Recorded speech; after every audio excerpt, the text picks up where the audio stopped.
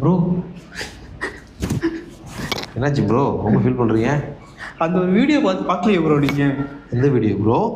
அதான் ப்ரோ, ஒரு மாற்றுத்திறனாளி அக்கா கூட்டத்துக்குள்ளே வர முடியாமல் அவஸ்தைப்பட்டு வெளியிலே இருந்து நம்ம வெளியில் வந்து ஆதவ அர்ஜுனா காரை மறைச்சி ப்ரோ ஆதவ அர்ஜுனா காரை விட்டு வெளியே வந்து ரொம்ப உணர்ச்சிப்படாதீங்க ப்ரோ. அந்த சேனலில், அந்த யூடியூப் சேனலில் போட்டாங்க அந்த வீடியோ தானே?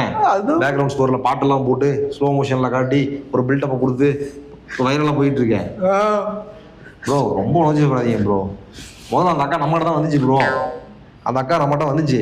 நான் அந்த வளர்ந்து கேட்ட ஆதவகிட்ட போய் சொன்னேன், இந்த மாதிரி ஒரு மாற்றுத்திறனாளி அக்கா ஏதோ கோரிக்கையோடு வந்திருக்காங்க, உதவி வேணுமா? நான் போய் சொன்னேன், ஆஃபீஸுக்கு கூப்பிட்டு வரட்டுமான்னு நான் கேட்டேன்.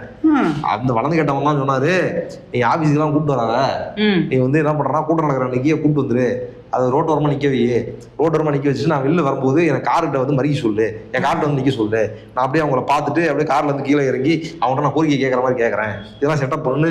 அவர் தான் ப்ரோ சொன்னார், செட்டப் பண்ணதே நான் தான் ப்ரோ.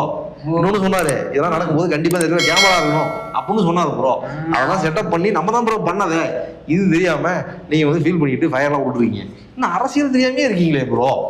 நான் அப்பவே நினைச்சேன் ப்ரோ, இந்த வளர்ந்து கேட்டவங்களாம் அப்படியெல்லாம் பண்ண மாட்டானே அப்படின்னு நினைச்சேன் ப்ரோ. இதெல்லாம் ஒரு அரசியல் ஸ்ட்ராட்டஜி ப்ரோ. இதெல்லாம் நம்ம எல்லாம் அப்படிதான் நம்ம கட்சியில் இருக்கிற எல்லா தலைவரும் அப்படிதான் பண்றாங்க, அவரும் பண்றாரு. இதெல்லாம் ஒரு ஸ்ட்ராட்டஜி ப்ரோ. இது தெரியாம நீங்க பாட்டுக்கு வெளியே உட்காந்து ஃபீல் பண்ணிட்டு ஃபயர் விட்டுருக்கீங்க.